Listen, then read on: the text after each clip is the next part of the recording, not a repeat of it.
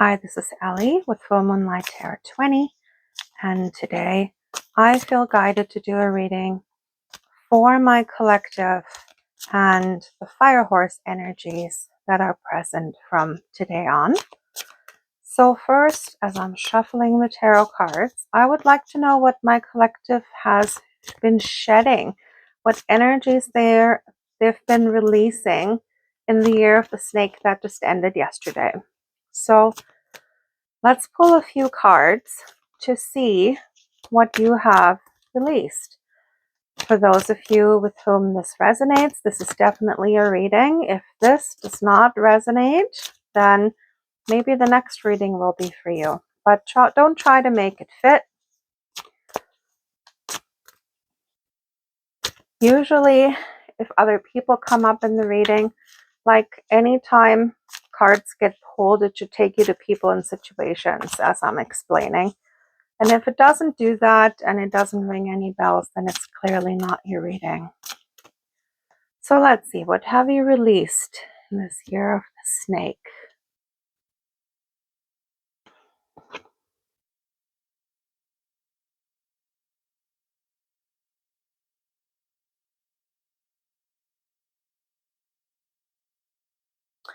So I feel here with the Page of Swords, any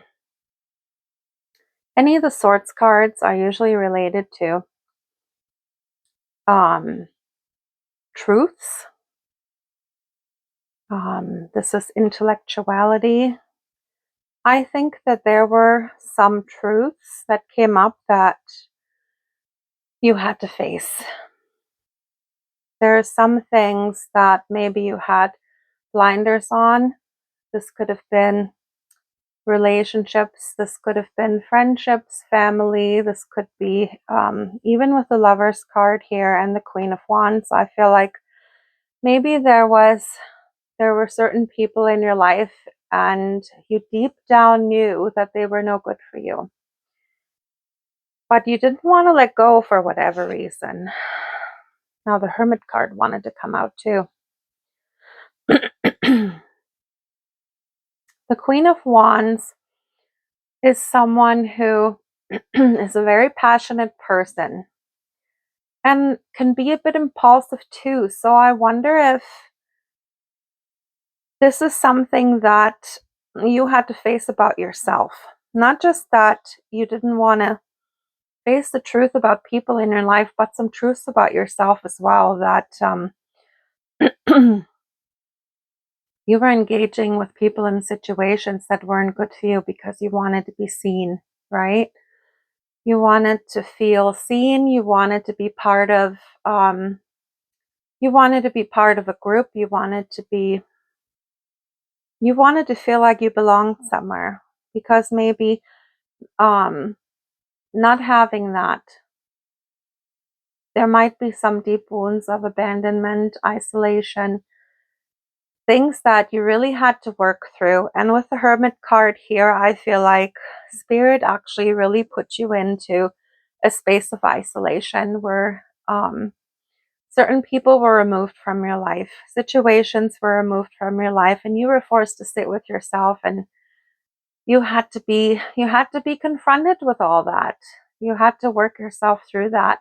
You had to let go of self-limiting beliefs. You had to let go of attachments to things that were not good for you and people that were not good for you, and come to the realization that you are deserving of people pouring into you with equal energy as you give to others. So people have to meet you on your level, and you had to, unfortunately, probably go through a very painful period of time here. I know things have been rough for a lot of people in the last few months, but this whole past year has been pretty rough for many people, especially if you're an empath, as these things really have been pushed to the surface and you've had to face many things that you have been burying most of your life, that you weren't coming to terms with. Now, the Lovers card is also a card of choice. So were you choosing the wrong people? Were you choosing the wrong lovers? Or Was this people you were in love with who were not choosing you, who were choosing others over you? Did you have abandonment wounds about that? Did you feel betrayal? These are all things that have come up, right? That you've had to shed if this reading is for you. These are things that were really hard for you to process. And that's probably something that might still be going on in your life that maybe you still haven't quite finished processing. So with the Hermit card, I still feel like maybe some more time is needed to let yourself heal from any of this that's come up. Because just because we're now in the year of the fire horse doesn't mean that the healing and shedding is all done now. I wish it were so, but unfortunately, I don't think we're ever completely healed in a lifetime, because we're not just processing things that have happened to us in this lifetime. A lot of us have actually brought things with us from other lifetimes and from our family line. We're breaking ancestral curses, right? We're breaking karma from past lifetimes. So for us to say that we're completely healed, I don't think any of us can ever say that. I don't think any of us ever get to a point where we're actually really completely healed. It just doesn't happen. So cut yourself some slack.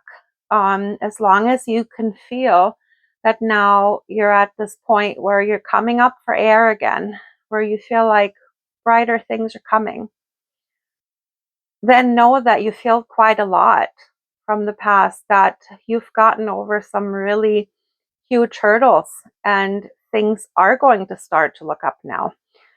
The fire horse energy is really gonna put us into action. Things that we might have been planning over the past years are actually going to be put into action now. Now I want to see what is coming. Now that the shedding has happened, now that you've processed a lot of things, what things are coming? Ooh. Three of Pentacles is a collaboration. There's going to be people coming in to collaborate with you, whether this is in business. Usually the Pentacle cards, they have to do with business, with money, work. So there's definitely some help coming your way. And I have the Death card. That's rebirth, major transformation. There are some major things. Your whole life is transforming. You are transforming as a person. Even in a couple of months, if you look at yourself in a couple of months, and then look back over the past year, you will see how much you've changed and how much the life around you has changed. Got a King of Swords here, so this could be a person coming in. And then we have the High Priestess. Oh my gosh, beautiful cards. So, as I said, the King of Swords could be a person, or this could be you taking on the energy of the King of Swords. Now, the King of Swords can come across as someone who is not very emotional, very much in his head, very rational, very very smart, very intelligent, strategizes everything in his life, very so strategic is what I want to say. And someone who could really add to your life if this is another person, someone who's definitely mature, but someone who might not come across, as I said, as very emotional. But if this is you, then maybe that is a good thing if you are the kind of person that's very much in their emotions all the time. Maybe too much, like making irrational decisions based on your feelings. So maybe taking on a bit of that and applying it to your life. So you're not making hasty decisions or emotional decisions, but actually really think things through strategizing and being a little critical about who, for instance, who you let into your life, or what business things you would like to get started on, or anything else you want to put into action in this cycle. Now, with the High Priestess, you're definitely building your intuition. The High Priestess, first of all, brings hidden things to life, but this is very much a card of peace and trusting your intuition and trusting spirit, and you're really raising your intuition, and you're letting your intuition guide you more than you have before. Beautiful energy. I feel like there is some really wonderful opportunities coming in for you. So, is there any advice that Spirit has for you at this time? Let's shuffle the cards again. Let's see how many cards want to come out. Spirit, any advice for my collective?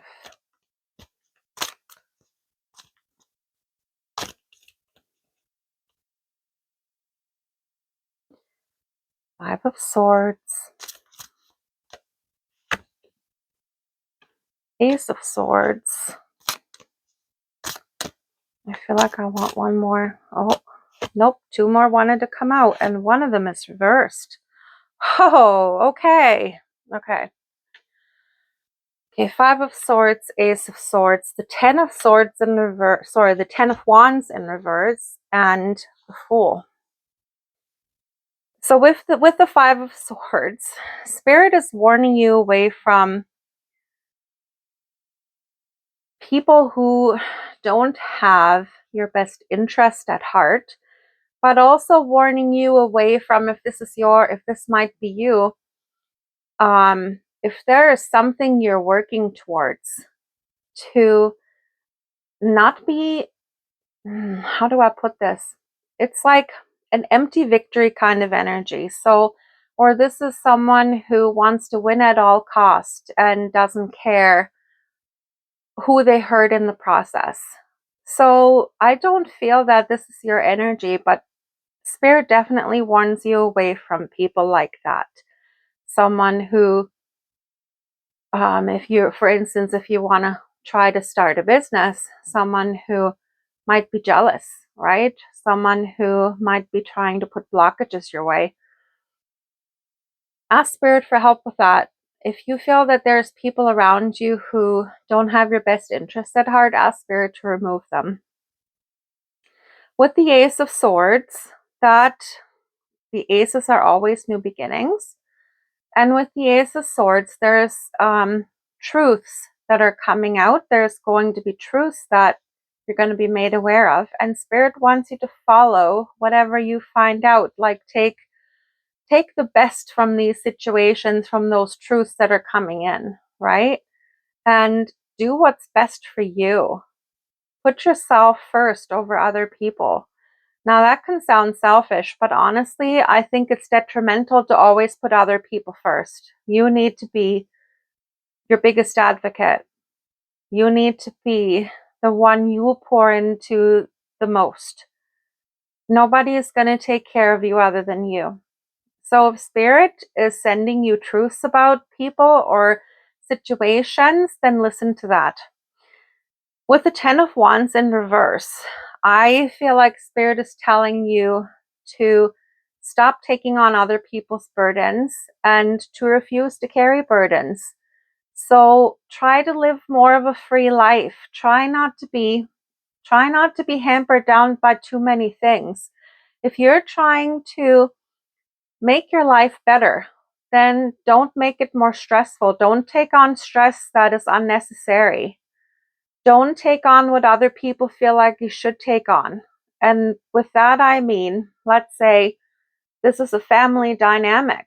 Don't carry all the stress in that family dynamic by yourself, because this is going to diminish and deplete your energy. And don't let that happen. So stand up for yourself.